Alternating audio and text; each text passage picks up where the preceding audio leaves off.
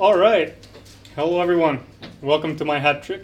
This is my third presentation, and this will be we're going to have a little hiatus from perjantai for the summer.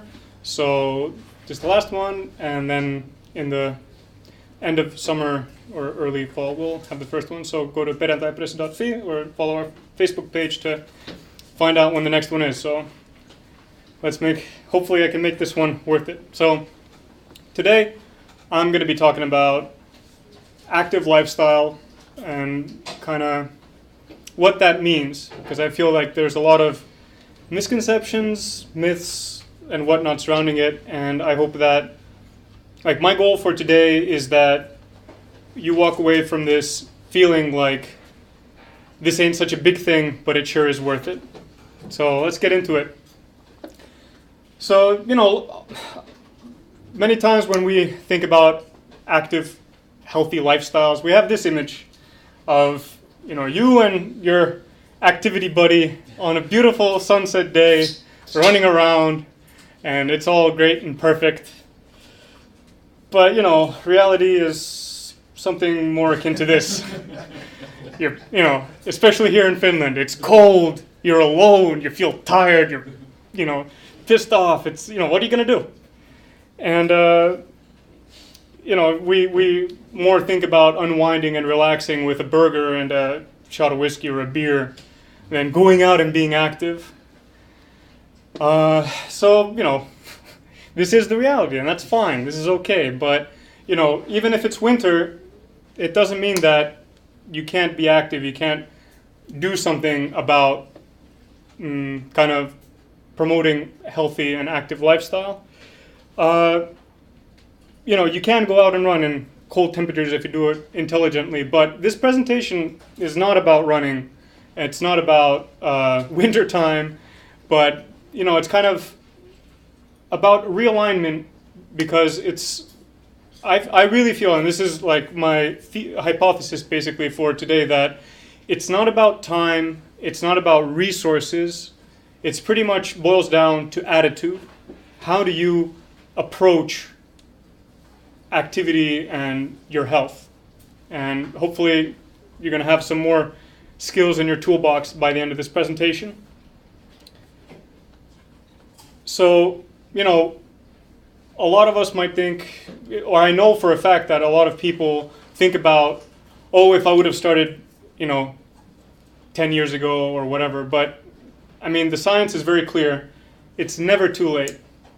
And it's not about investing huge amounts of time. 3 hours a week can make the difference between being healthy and suffering from debilitating diseases. And we'll get a bit into that.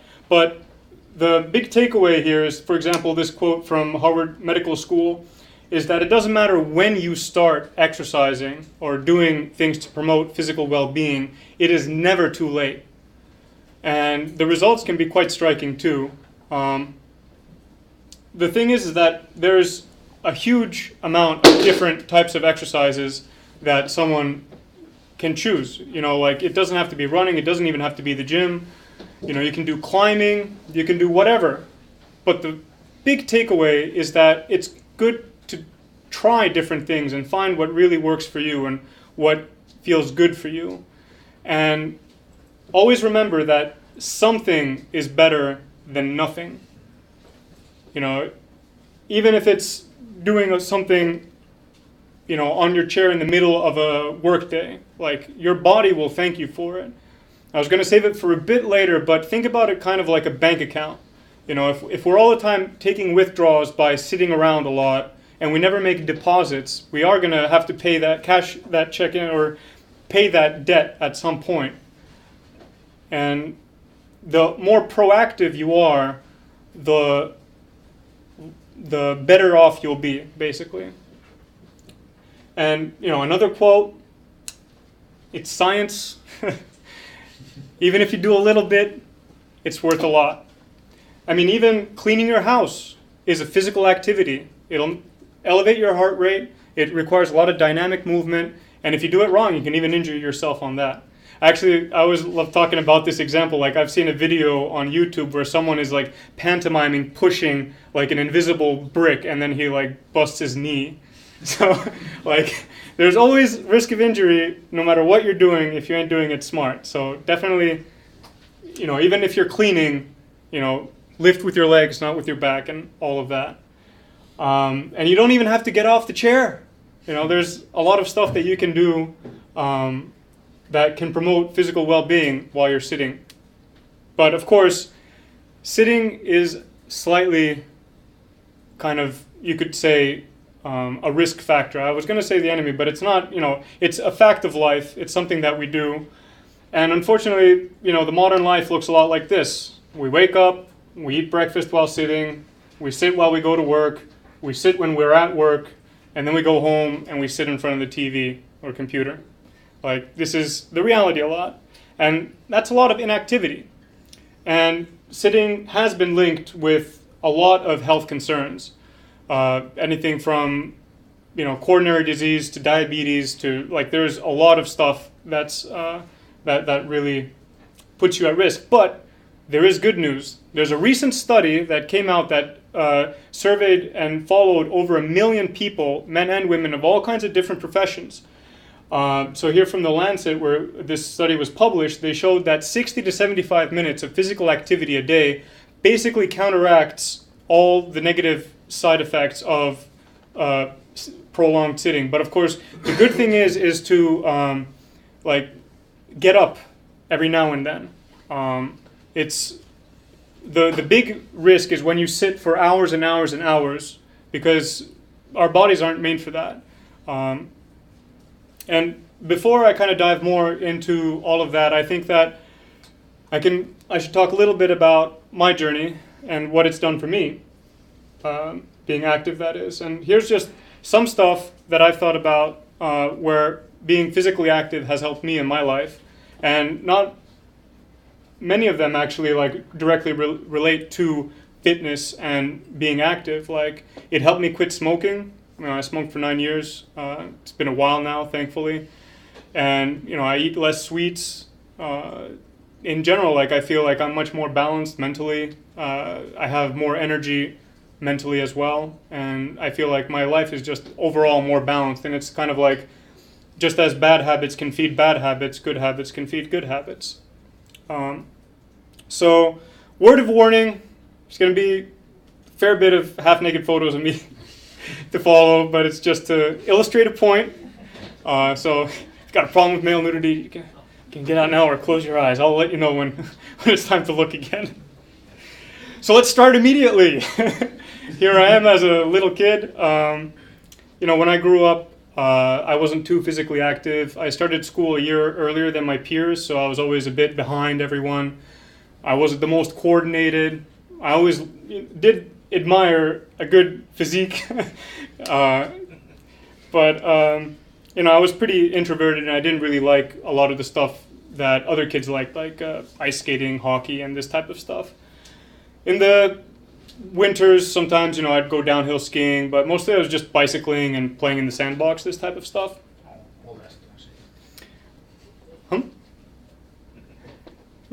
So mostly, I just sat at my computer filled with Photoshop, tried to figure out how the hell websites work, that type of stuff.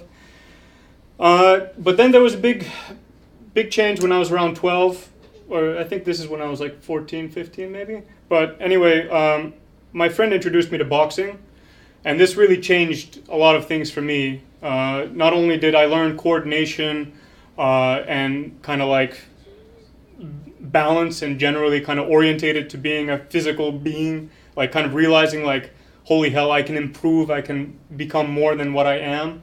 It also gave me a lot of self-confidence through that, and kind of like this sense of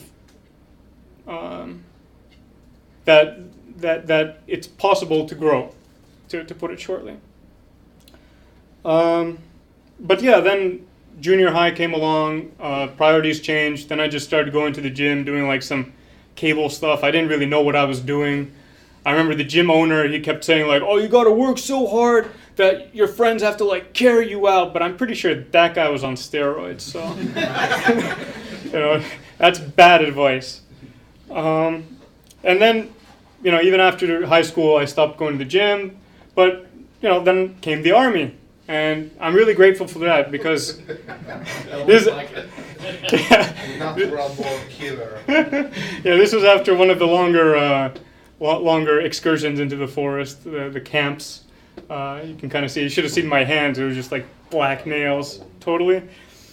But, the big thing wasn't just about learning how to make my bed and kind of survival skills in the forest, but I actually learned to enjoy running. I never enjoyed jogging or running before, but we'd get up at 6 a.m., we'd do the rounds, and then I remember that for the final camp march, at the very end, I actually volunteered. I could have not done it, and it was like 20 plus kilometers. We did it really fast, and we had our vests on, and we were carrying our stuff, and it was grueling, but I'll always remember that feeling of accomplishment and elation when I actually got there to the finish line and I didn't pass out. And that really gave me this feeling of that you can push yourself beyond what you think is possible without breaking yourself. And it was a great feeling, to put shortly. And then came the party time. So I was living with a lot of friends, and there wasn't much physical activity going on around then. There was just a lot, randomly maybe some wrestling with friends, a few boxing sessions, push-ups here and there, but it was sporadic and nothing. You could say that this was in some ways like a low point of my physical activity since childhood. And then in 2010, I moved to Spain, and this marked a big change in my life in many ways, of course. It was the first time as an adult living abroad, starting my own kind of business and kind of making out by my own in a new environment. And I've read a lot of Reddit, I still do, and there they have a fitness community, and I came across this book by Mark Ripperto called Starting Strength, and that really marked a big change. Basically, this book is all about barbell movements, a lot of squats, a lot of deadlifts, a lot of bench, overhead press, basic Olympic lifts, and there are things that are still the cornerstone of my exercise. It's really changed things for me. And so I kind of started taking some progress photos, and this is what I was like 7 years ago. Kind of skinny, not much definition at all, and just like an average Joe, so to say. From there, I went to Tanzania. I was there for a year, and then of course, for me, there wasn't that many options to exercise. I was all the time busy trying to open a business and an NGO. I was really poor. Nutrition was even worse than it was in Spain. So I lost a lot of weight, and when I came back to Finland, I was pretty much to my old weight, or how I was before the Army even. So yeah, I looked pretty damn skinny, and really skinny actually. But I hit the gym. I had a big goal. I wanted to get my weight back. I wanted to be stronger, and it was really hard because I lost a lot of weight, and when you start pushing yourself again, you start feeling wheezy. I really didn't know a lot of stuff, but I persisted, and in a few years I got healthy weight back. I got mass, got stronger, got more control, but still I was eating dirty. I wasn't resting enough, and I felt it. I was feeling really kind of tired. I didn't understand it. I was going to the gym, but I wasn't resting, I wasn't eating, but I wasn't connecting these dots. And I'd go to doctors, I'd say I feel like I'm dying when I try to exercise. My heart rate goes through the roof and my blood pressure goes through the roof. And they're like, well, all tests show that you're a really healthy individual, so we don't know what the hell. And basically what I learned later, I managed to kind of overcome it, but it was basically overexertion. And it's similar to overtraining, but a bit less severe. And basically the thing is that our muscles are very capable of putting out force to do work, but our nervous system is what actually gets exhausted first. And this is of course good because then when we're really tired and pushing ourselves, we don't end up tearing our muscles off our skeletons, which basically is what would happen if you could just keep pushing past all of it. So I really learned to respect my own limits, that sure, I can do a lot, I can push myself, but it's as important to rest well, and also nutrition played into that as well. So yeah, I kind of got myself, I wanted to put on mass, and I went from like 55 to at my highest to 75. So in a couple of years I put on 20 kilos of mass, and not all of it was lean. And I kind of started to ask myself, what is it that I want? What's my goal here? What am I trying to do? And I started to think about it, and I didn't want to get as big as I could get. I wanted to be dynamic. I wanted to be able to, run for a long distance on a moment's notice, to go up a long flight of stairs and not feel exhausted, to be flexible, to feel limber and agile, and kind of to be all around in good shape. So I started to do stuff like midnight runs, and in general running more, climbing, learning, and also taking body weight challenges, learning to do handstands and kind of muscle ups and kind of human flags, of which I'm still practicing. I feel like these are lifelong journeys, because I've been doing squats for like 5-6 years, and I still feel like that every year I'm approaching it in a different way. So I feel like handstands and these things that are even more dynamic are something like things that I'll be working on until the end. But I realized, that my whole body started to change. I was able to do even more complex dynamic movements that I just wasn't able to before. And I noticed my body changing. My posture got better. My shoulders got wider. I started feeling better. In general, I felt more balanced. And also a very major thing was that my joints would stay better in place. And, sure, there was still a lot of weightlifting going on, and this is still like the cornerstone of my training. And I still believe that this is the best thing that you can do for your body if you just had to do one thing, because I think, and I might be mistaken, but I think that scientifically the research shows that resistance training is the only form of exercise that you can do as an adult that'll increase your bone density.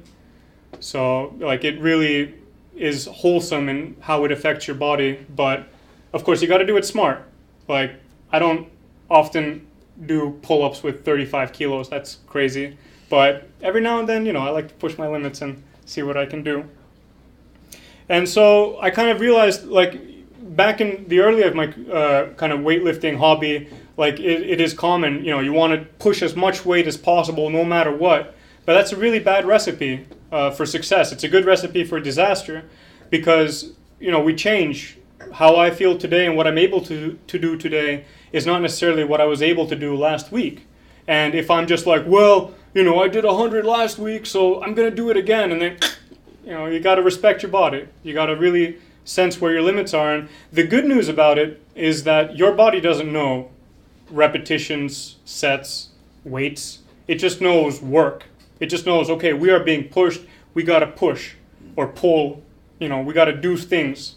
And when you kind of overload yourself, when you feel like, damn, I did something, then that's your body's going to respond to that.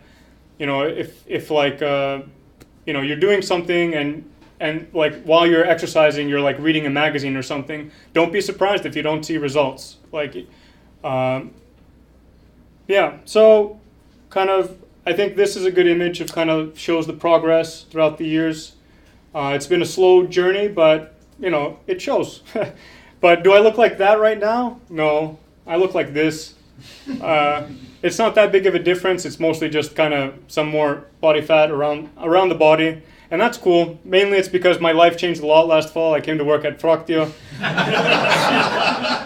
Buffet lunches. And I figured this is not going to affect anything. So, it's you have to adjust. You have to all the time figure out. And I'm going to get rid of the water and take a beer. Yeah. But, am I upset? Am I I wish I was there? Well, sometimes, of course, I'm I wish I could always be at that point. But, it wouldn't help me to all the time feel sad that I'm not where I was, in my physical composition. I'd say that I lift just as well or maybe even better than I did then. Because, I'm not a personal trainer.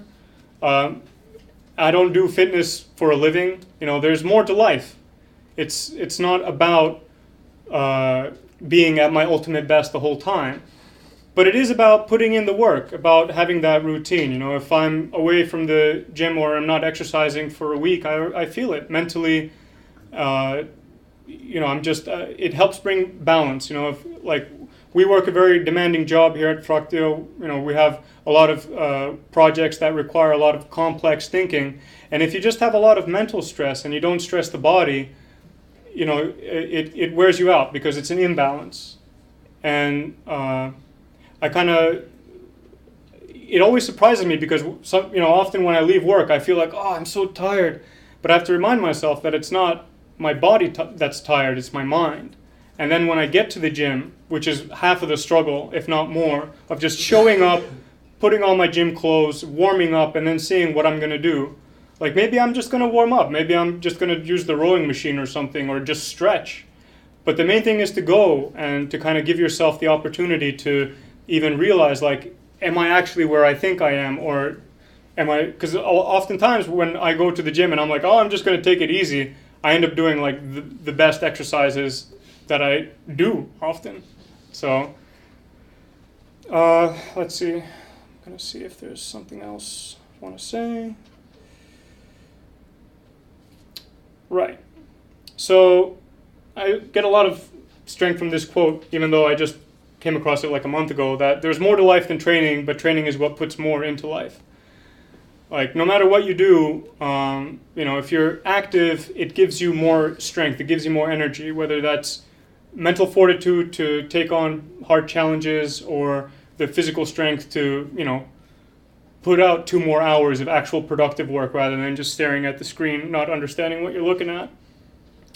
You know, for me, I go to the gym like 3-4 times a week, and I do my best to be in and out in just a little bit over an hour. So I want to work out for like 50 minutes, shower, and get out. And that's all it takes. Like, many weeks I spend twice the amount sleeping every day that I do in the whole week exercising. But it's about giving your body that concentrated effort. And you know, I cycle as much as I can, especially during the summer when it's not completely soaked everywhere. And just, you know, trying to find little things to do in my day that gives me a bit more physical activity. And this is, you know, something that I think is as important almost as going to the gym, so that it's not just gym and then sitting and being passive the whole time. So what I think is important in terms of attitude is that we all ask ourselves, what is it that you want? And more importantly almost is, why do you want what you want? Because if we don't have healthy, balanced motivations, it can really trip us up. You know, like if you want to have a beach body, what are you going to do when the summer's over? You know, if your goal is to lift 100 but you can't do it, are you just going to go home? Or, you know, if you miss one practice and then you feel like you're behind on your drills, do you just not go? You know, we can trip ourselves up so much. We can create this kind of worldview or that, you know, sets us to fail in a way because there's no room for adapting. There's no grace and there's no kind of understanding towards our own predicament. You know, like, it's not completely related to this, but in general, like, ask yourself, or I remember this quote that said, if you talk to your friends the way you talk to yourself, would you have any friends left?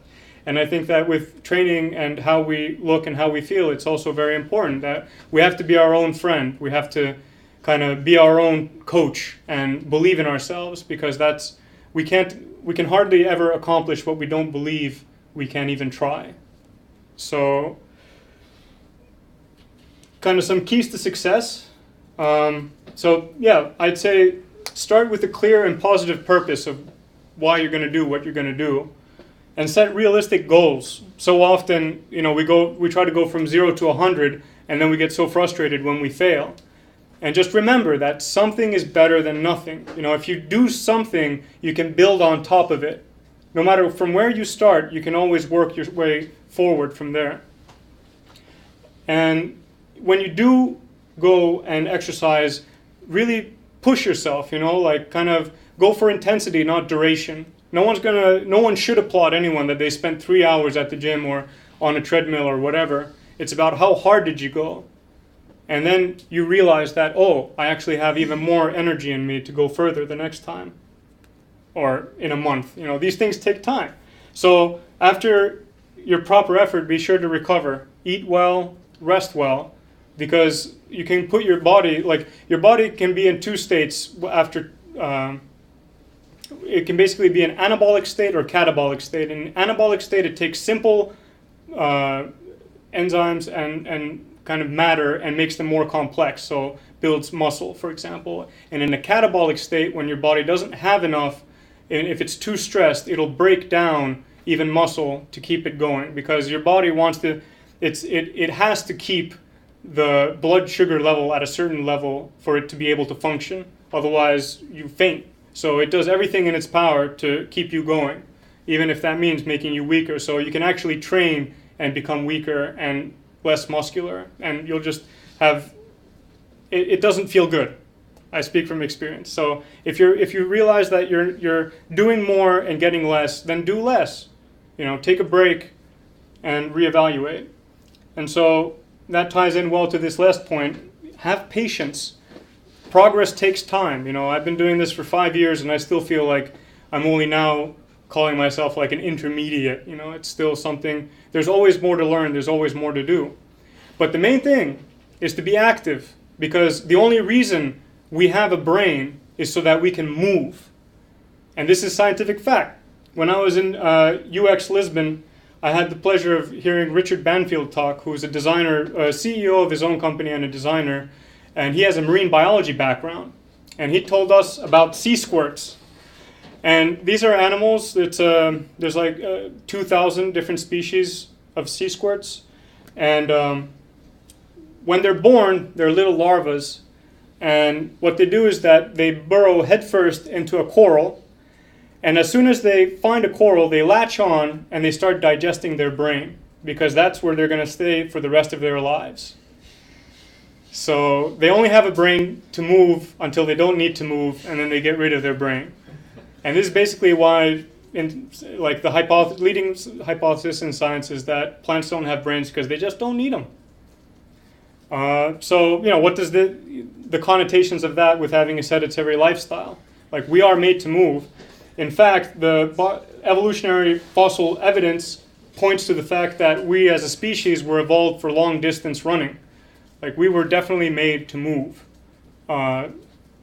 Well, so the counterpoint to that is that we definitely were not built to be sitting around. And so, you know, it goes without saying that this is terrible for you, especially this forward hunch. And one good way of illustrating this is, you know, if I have my thumbs neutral and pointing forward, I have a pretty neutral pose. And then if I twist my thumbs inward, immediately I start hunching. And now I'm in a very non-ergonomic pose. And the problem is that we unintentionally, unconsciously, more and more hunch while we use the computer, or we're driving, or we're eating food. We kind of interact with the world in a very hunched position. But now watch, if I put my thumbs back and now I rotate them outward, immediately my pose naturally just gets better. And so kind of the problem with our modern life is that we do so much with our push muscles. So basically we have a very overactive chest and kind of front upper body activation, and then our upper back gets very loose and it's very weak. So what we should do is stretch out our front and activate with like rowing motions, like for example with a rubber band and things like this, to get our shoulders more activated. And this naturally helps us have a better pose and better scapular retraction, which is the wings at the back of our, in our upper back. And one other thing that's kind of good, like if you're thinking about pose, like a lot of people are like, oh, be like this. But you don't have to be that extreme. Like if you just think about your, I forget the name of this, but basically at the bottom of your neck, you have this little pit. And so you kind of think about the angle of that. So if it's kind of, if you're hunched, it's kind of pointing down. So if you just kind of like focus on pushing that into a more neutral plane, immediately everything kind of just goes to where it should be. So yeah, posture is very important. And again, the whole analogy between withdrawals and deposits. So deposit some good posture in there and it'll help counteract the stress that we cause when we work at computers and go about our day. And so of course the big problem here is that, left unchecked in a very kind of long-term view, we get all kinds of problems. If we're sitting at an angle, we can get some scoliosis in the back. If we're sitting all the time, we can kind of get our hip flexors stuck in a bad position, which also brings a lot of tightness into the back of our legs. So we just notice that we're really rigid and tight. So kind of the gist of it is, or the problem of it is that we're basically cutting off our circulatory system and our lymphatic system. Like we're basically not allowing blood flow to circulate the way it should be circulating. So this is why warming up, exercise, stretching, these things are really good at upkeeping our body, because ultimately it is a machine. It functions on principles, and if we're all the time, it's kind of like if you're driving a car and you never oil the joints, or you never change the oil, it's going to wear out much faster than if you maintain it. So, I really can't stress how important it is just to put 15 minutes a few times a week to stretch, or to take a moment to, get up from the computer and stretch out, realize that you are a human being in a human body, and kind of feeling around, just kind of sensing how is your body and kind of connecting with it on that physical level so that you can take care of it. Because often I feel like our bodies do give us a lot of messages when there's something wrong, but we just kind of avoid it. Like we take a painkiller or something, and then we rest for that day, and then we forget that it ever happened. So usually when things get really bad, it doesn't come out of the blue. It's after a long series and progression of messages from our body. So, one thing that has helped me is I got this Apple Watch. It's a bit expensive, but a Fitbit is like $60. It can help you remind you to get up once an hour. It can tell you how much you've walked. And these things add up. It's not an end-all, be-all solution, but these are tools that can help us be healthier by being more active. So you got to ask yourself, if this can help you add some years to your life and more health. For me, I think it's a given that it's worth the cost. So, kind of to get into the physiology of the body just shortly here, or to continue on that tangent, we all have this, we all know the joke like, oh, he skipped leg day, or do even squat, bro, and this type of stuff. And we see these kind of people every now and then. They have a pretty well-defined upper body, but then their legs are like noodles. And this is sad because it's self-defeating. Like there's this quote, if you want to add an inch to your bicep, you have to add 5 kilos of muscle to your entire body, because it's an entire wholesome system. You don't have to look very far. When you look at athletes, like sprinters, they use their legs all the time, but they have a very well-defined upper body. And why this is that our body functions as one whole system. Like if I just start opening a door with just my hand, if it gives even a little bit of resistance, I'm going to lose my balance and go toward it. But if I hold my leg and I use my entire body, then I'm going to get that door open, even if it adds a lot of resistance to me. And that's how our body functions. When we're running, we do this kind of cross movement. A lot of our kind of more natural movements have this kind of like plus minus left-right dichotomy between the upper and lower body. And it's just a shame if we're exercising and doing things and we don't utilize this, because we're doing ourselves a disservice. The more we can recruit of our body, the more effective the exercise is. The more it challenges us, the more it makes our body adapt to it. And physiotherapists and personal trainers and other people of the science of the human body call this the kinetic chain. And this basically goes throughout from your toes all the way to your neck. And this is why, if you're pushing weight or pulling your body, if you like tighten your butt and you stiffen your legs, you're actually going to be able to recruit more muscle fiber in your hands. It's kind of strange, but it makes sense if you think about it, and especially if you read up on it. And this is the reason why martial artists can do amazing feats of strength with much less muscle mass than somebody who's much stronger or like much larger in muscle volume, because they spend years and years practicing and perfecting, recruiting their entire body into this one precise moment in total harmony. And that's worth much more than just being huge. It's about being able to create that kinetic energy in that split second into that very small, narrow area. And that's very difficult. It takes a lot of practice. And so this is kind of interesting that the research shows that if you've never done weightlifting, for example, and you go to the gym, the first 2 weeks you get the most exponential strength increase that you'll get during your whole weightlifting career. But if you look at the body composition, they actually don't get any muscle. It actually all has to do in the first few weeks. The whole thing that happens is that the body learns to recruit the muscles into the movement. And you can kind of notice this too if you kind of do exercise at the gym or whatever, and then you just slightly alter. So for example, bench press is usually done with the palms facing outward. But if you do it inward, you suddenly notice that, oh, how do I do this? And it takes a while, but then after a few weeks, you've got that same flow that you do to the other side. So these types of things often have to do with your brain learning how to get those muscles involved before the muscles wear out to the point where they say, all right, guys, we got to split up and do some more work.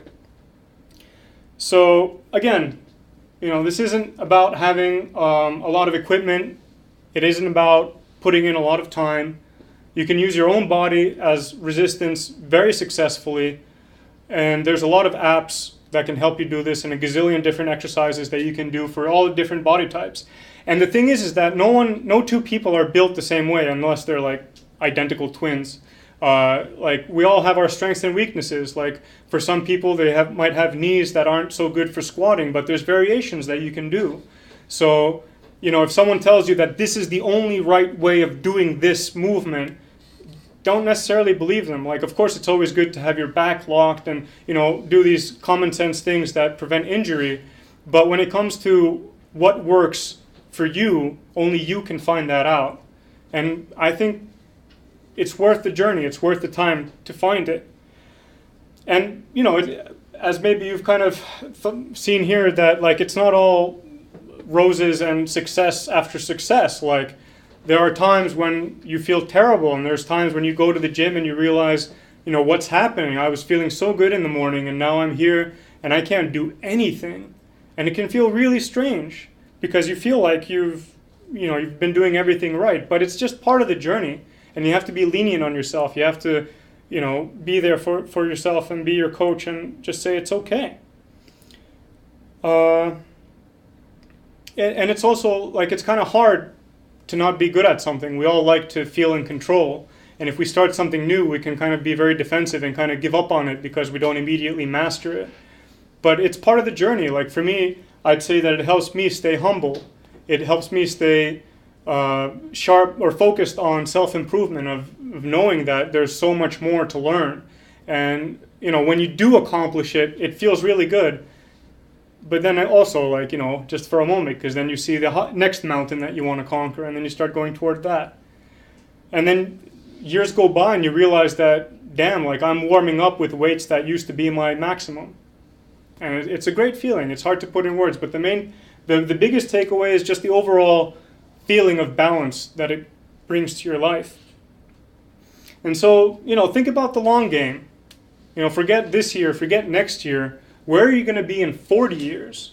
If you continue with exactly as you are today, are you going to be playing the odds of whether or not you're going to get debilitating diseases from your lifestyle? Or are you doing things that are helping you, be smiling, happy when you're a senior? These things are very important because we only get one shot at our body. That's the great thing that, it doesn't matter how rich you are. A good body has to be earned, like a healthy body. And, the thing is that there's so much of awesome progress and transformation stories. But this isn't the point. It's not about, becoming, super Iron Man or something. It's about just feeling healthy, about feeling good. Because, you know, you look at triathletes or you look at power lifters, and they're not, you know, what you see in Muscle and Fitness and all these other magazines. You know, forget those, because they're trying to perpetuate an entire industry. You know, we have a lot of industries in this world where they're just trying to sell you on the idea that you're not good enough and you have to do 5 million repetitions and it's your fault because you don't see progress, because then they can sell you the supplements and all these other things. So forget that. You know, you have to find your own balance, and that takes time. Like, there's no easy answers with this, but as long as you're doing things, you can confidently tell yourself that you're taking the right steps forward. You're doing actively things to make a better tomorrow for yourself. And it's not about becoming someone else. It's just becoming a better version of yourself. A good buddy helps. A good buddy does help. That's true. And I really like this quote, that man cannot remake himself without suffering, for he is both the marble and the sculptor. And this is very true. You know, we have to go through the effort. We can't pay someone to do the hard work for us. And only we can know what hard work means for us. You know, like there's genetic variation between people of, you know, how responsive they are to muscle growth. You know, some people can look super skinny and lift twice what a really buff-looking guy can lift. And, you know, and also strength. There's some people that are just naturally more strong pound for pound of muscle than the average person. This is just genetic variation. And, you know, we just have to find what's true and what's good for us, and not kind of try to become someone else. It's good to be inspired by others, but, you know, we are a unique, original model, and we shouldn't lose sight of that. And this is something I mentioned earlier, that if it doesn't challenge you, it won't change you. So when you do it, put your heart into it, because it's better to do 30 minutes of intense, grueling work than be there for 2 hours sweating and then wondering why you don't really see any results. And related to that, work hard, not long. A lot of people, you know, I see a lot of people at the gym who just week after week, they're hitting that cardio machine. They're there the whole time. When I come there and when I leave, they're just there putting in that effort, you know, sweating. And I appreciate that. Like, I think it's great that they're doing things, but they could get so much more by amping it up. There's this thing called high intensity interval training, where you do, for example, like the intervals are completely up to you, but let's say 30 seconds, you do it as hard as you can, and then 30 seconds as, you know, like you can do it as slow as you want, but you just can't stop. And then again, really, really tough, and then again, slow. And it's surprising how much this will kick your butt. Like, it is insane. And so in basically 6 minutes, you can get what you can't even get maybe in an hour. And I think it's kind of interesting, like, I've sometimes, like, when you're in that intensive mode, you feel like you want to stop because your body is burning so much. And the funny thing is that you realize that there's, like, the super intense, as hard as you can, is completely up to you, but you still feel like you just want to stop. You can't do it. But of course you can always do the toughest that you can do it at in that moment. It's a really interesting kind of mind exercise. So I recommend trying it out. So the thing is, though, is that we shouldn't really exercise to burn calories. This is actually counterintuitively counterproductive, because if we do a lot of cardio trying to burn a lot of calories, we deplete our energy reserves in our body, and then we'll just be hungry all the time, and we'll end up, without noticing, eating more. We'll eat more than what we would have if we wouldn't have done the cardio. So, you know, exercise to improve your health and to overcome your obstacles, not just counting calories when you're on the treadmill or lifting weights or whatever it is that you're doing. Like, it's good to be active. You will burn calories. And after the exercise, there's what's known as the afterburn effect, where your metabolic burn rate is elevated. But we all obey the second law of thermodynamics. Like, it all has to do with how much energy you put in versus how much you spend. But it's not about one day, you know, like, don't worry if you gorged on a few burgers. Like, it's not going to suddenly throw all your progress in the basket. Think about long term. Like, what you eat in a week is much more important than what you eat on any given day. But it does, you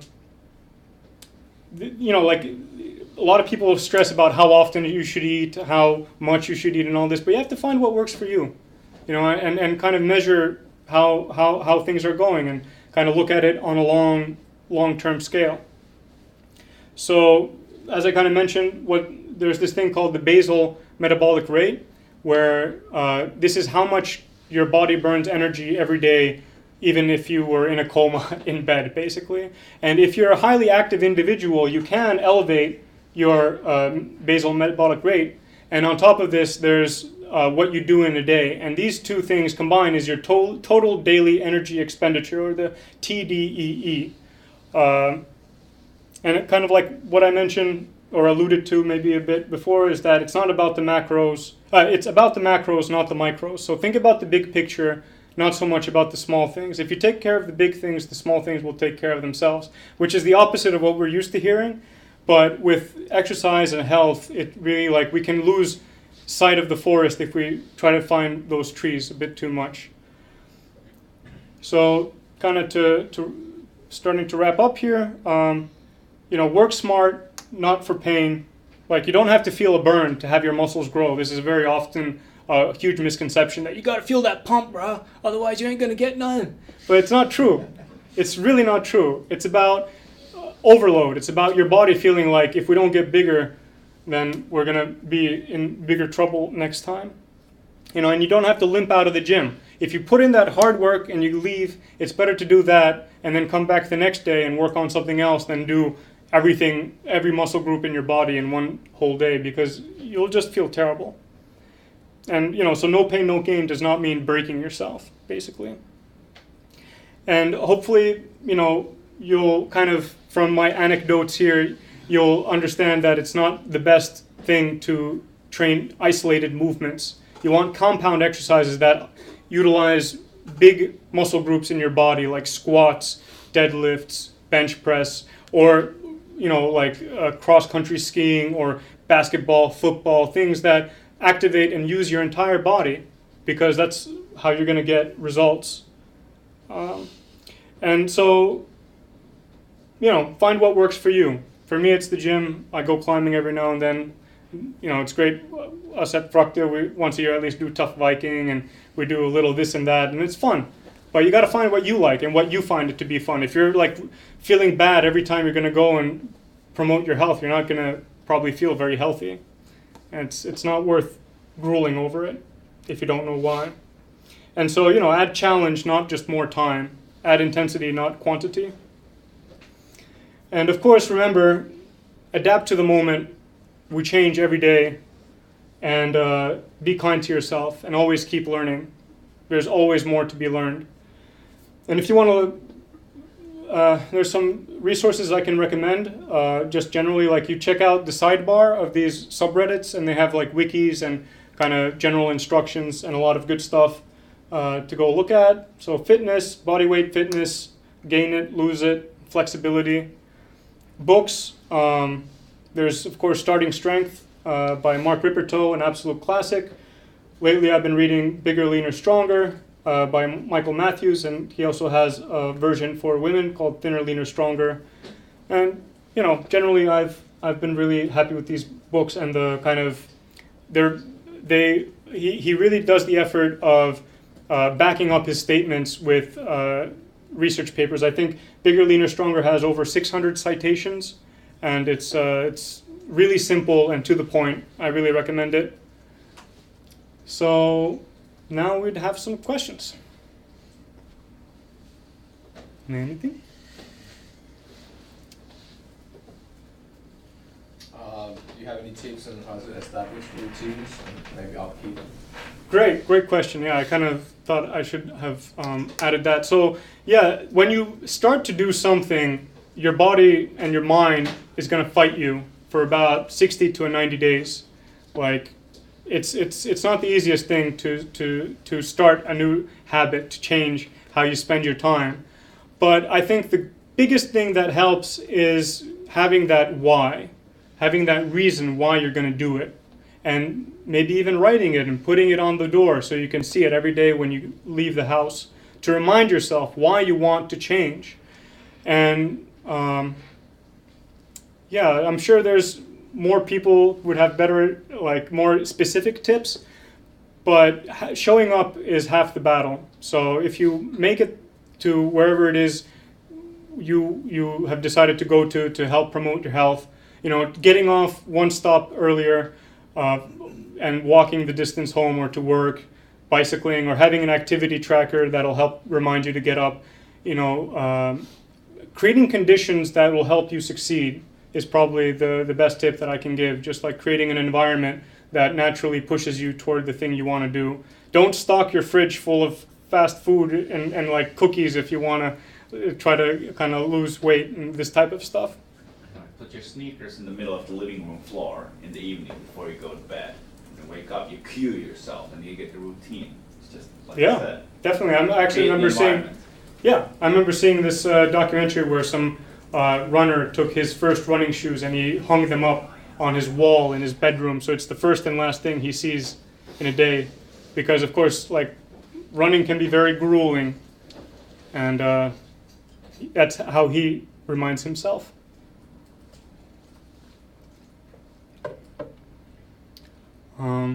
Does anyone have any tips for active lifestyle that they would want to share? What they found works for them? Besides leaving sneakers in the middle of the living room to remind. Well, okay. You know, I hope that you guys have learned something, and you know, my takeaway here really that I want you to leave with is that active, healthy lifestyle is not difficult. It just requires the attitude that you can do it and that it's worth it. And I think that we can all agree that it's definitely a worthy investment. That's not going to totally take up time. Even a few hours throughout the entire week can make the difference of decades in your life. So I hope you also continue on your journey. Thank you.